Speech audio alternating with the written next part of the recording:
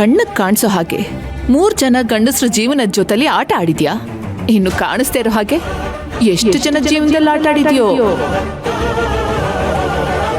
ಮೊದಲು ಮದುವೆ ಆಗ್ಬಿಡೋದು, ಆಮೇಲೆ ಡಿವೋರ್ಸ್ ಕೊಟ್ಟು ಅರ್ಧ ಪ್ರಾಪರ್ಟಿನ ಕೊಳ್ಳೆ ಹೊಡ್ಕೊಂಡು ಹೋಗೋದು. ರಾತ್ರಿ ರಾಣಿ ಆಗ್ಬಿಡ್ಬೇಕು ಅಂತ ನಮ್ಮಪ್ಪನ ಟ್ರ್ಯಾಪ್ ಮಾಡಿ ಅವ್ರನ್ನ ಮದ್ವೆ ಆಗಿದ್ದಾಳೆ. ಆ ಹನಿ ಟ್ರ್ಯಾಪ್ ಅಂತಾರಲ್ಲ, ಆ ಥರ.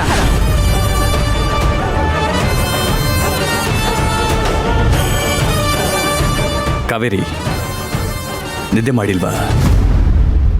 ನಿದ್ದೆ ಬರ್ತಾ ಇಲ್ಲ ಸರ್. ಬೆಳಿಗ್ಗೆಯಿಂದ ಆಗಿದ್ದನ್ನೆಲ್ಲ ನೆನೆಸ್ಕೊಂಡು ಯೋಚನೆ ಮಾಡ್ತಿದ್ಯಾ? ಯೋಚನೆ ಮಾಡದೆ ಏನ್ ಮಾಡ್ಲಿ ಸರ್? ಉಸಿರು ಕೊಟ್ಟವ್ರಿಗೆ ಉಸಿರು ನಿಲ್ಲೋ ಹಾಗೆ ಮಾಡಿದ್ದೀನಿ. ಪ್ರೀತಿ ಕೊಟ್ಟವ್ರಿಗೆ ಪ್ರೀತಿನೇ ಕಿತ್ಕೊಂಡು ಮೋಸ ಮಾಡ್ದಾಗ ಮಾಡಿದ್ದೀನಿ. ದೀಪದ ಕೆಳಗೆ ಕತ್ಲ ಅನ್ನೋದು ನಿಜ ಸರ್. ಊರನ್ನ ಬೆಳಗೋ ಆಸೆಗೆ ಮನೆಯವ್ರನ್ನ ಪ್ರೀತಿಸಿದವ್ರನ್ನ ಕತ್ಲಕ್ಕೆ ತಳ್ಬಿಟ್ಟೆ ಅಂತ ನನಗೆ ಗಿಲ್ಟ್ ಕಾಡ್ತಾ ಇದೆ. ಕಾವೇರಿ, ಬೆಳಗಿನ ಚಳಿಗೆ ಅಥವಾ ಮಳೆ ಆಗ್ತಿದ್ರೆ ಬೇಗ ಸೂರ್ಯ ಬಂದ್ರೆ ಒಳ್ಳೇದು ಅಂತ ಅನ್ಸುತ್ತೆ. ಅದೇ ಸೂರ್ಯ ಮಧ್ಯಾಹ್ನದ ಹೊತ್ತಿಗೆ ಸುಡೋದಿಕ್ ಶುರುವಾದ್ರೆ ಆದಷ್ಟು ಬೇಗ ಸಂಜೆ ಆಗ್ಲಿ ಅಂತ ಅನ್ಸುತ್ತೆ. ಜನರ ಅಭಿಪ್ರಾಯನೂ ಹಾಗೆ ಕಾವೇರಿ, ಸಮಯಕ್ಕೆ ತಕ್ಕ ಹಾಗೆ ಬದಲಾಗ್ಬಿಡುತ್ತೆ. ಯಾಕಂದ್ರೆ ಬದಲಾವಣೆ ಜಗದ ನಿಯಮ. ಈ ಭೂಮಿಲಿ ಹುಟ್ಟಿದ್ದ ಭಗವಂತ ಕೃಷ್ಣನ್ನೇ ಈ ಜಗತ್ತು ಕಳ್ಳನ ಹಾಗೆ, ಅಪರಾಧಿ ಹಾಗೆ ನೋಡಿತ್ತು. ಆದ್ರೆ ಇವತ್ತು ದೇವರು ಅಂತ ಪೂಜಿಸ್ತಿಲ್ವಾ? ಆರಂಭ ಹೇಗಾಯ್ತು ಅನ್ನೋದು ಮುಖ್ಯ ಅಲ್ಲ, ಅಂತ್ಯ ಹೇಗಾಗತ್ತೆ ಅನ್ನೋದು ಮುಖ್ಯ. ಸಂಕಲ್ಪ ಸರಿಯಾಗಿದ್ರೆ ಭಗವಂತನೇ ಸಾಥ್ ಕೊಡ್ತಾನೆ.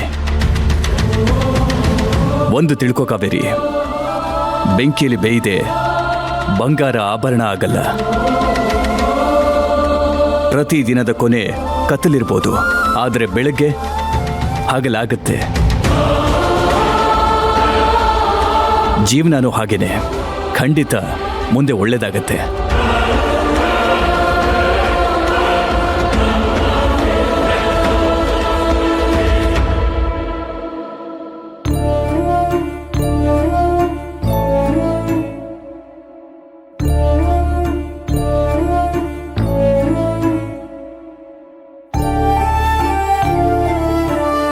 ಕಾವೇರಿ, ಮಲಕೋ. ನಾನಿಲ್ಲಿ ಸೋಫಾ ಮೇಲೆ ಮಲಗ್ತೀನಿ, ನಿನ್ ಮಂಚದ ಮೇಲೆ ಮಲಕೋ. ಪರವಾಗಿಲ್ಲ ಸರ್, ನೀವೇ ಇಲ್ಲಿ ಮಲ್ಕೊಳ್ಳಿ. ನಾನು ಸೋಫಾ ಮೇಲೆ ಮಲ್ಕೋತೀನಿ. ನಿಮಗೆ ಹುಷಾರ್ ಬೇರೆ ಇಲ್ಲ ಅಲ್ವಾ? ಬೇಡ, ನಿನ್ ಮಂಚದ ಮೇಲೆ ಮಲಕೋ. ಸರ್. ಕಾವೇರಿ, ಮಲಕೋ.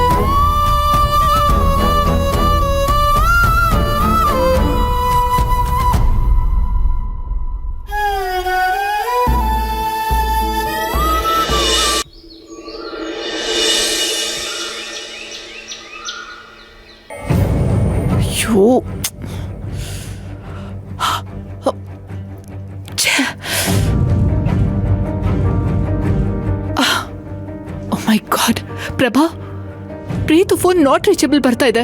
ರಾತ್ರಿಯಿಂದ ಮನೆಗೂ ಬಂದಿಲ್ಲ. ನಂಗೆ ತುಂಬಾ ಟೆನ್ಷನ್ ಆಗ್ತಾ ಇದೆ.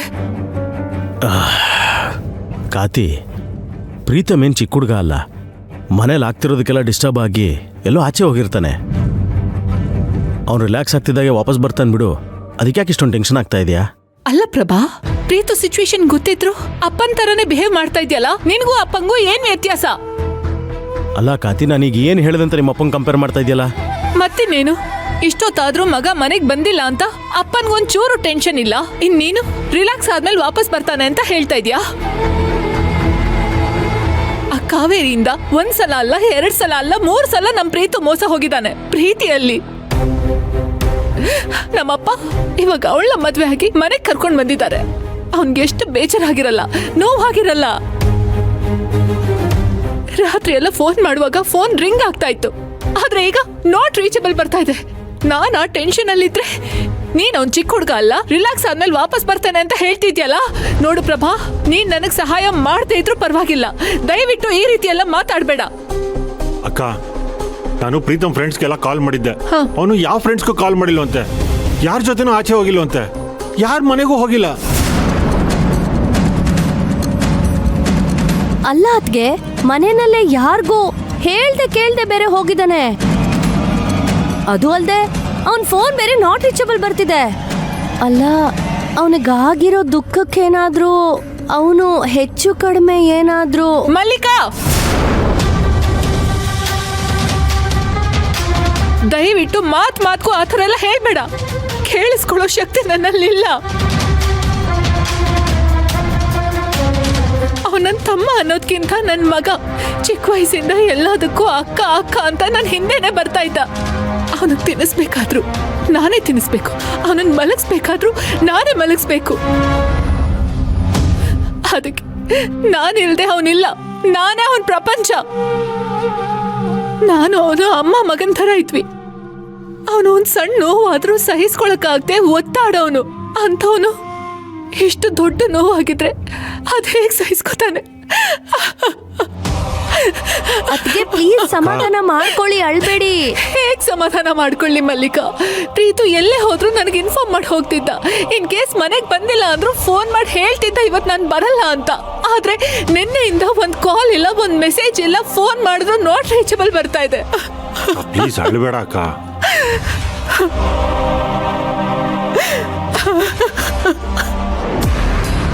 ಕಾತಿ ಬರ್ತಾ ಬರ್ತಾ ನನ್ನನ್ನೇ ಕಂಟ್ರೋಲ್ ಮಾಡಕ್ಕೆ ನೋಡ್ತಿದ್ದಾಳೆ. ಈ ಅಧಿಕಾರ ಆಸ್ತಿ ಎಲ್ಲ ನನ್ನ ಕಂಟ್ರೋಲಿಗೆ ಬಂದಿದ್ರೆ ನಾನೇನು ಅಂತ ನಿಮಗೆಲ್ಲ ತೋರಿಸ್ತಿದ್ದೆ. ಆದರೆ ಈ ಹಾಳಾದ ಕಾವೇರಿ ಬಂದು ನನ್ನ ಕನಸಿಗೆ ಬೆಂಕಿ ಹಚ್ಬಿಟ್ಲು. ಆಸ್ತಿ ಅಧಿಕಾರನ ಹೇಗೆ ಪಡ್ಕೊಳ್ಳೋದು ಮತ್ತೆ ಅಂತ ನಾನು ಯೋಚನೆ ಮಾಡ್ತಿದ್ರೆ ಇವಳು ಪ್ರೀತಮ್ ಎಲ್ಲೋದ ಅಂತ ಹುಡುಕ್ತಿದ್ದಾಳೆ.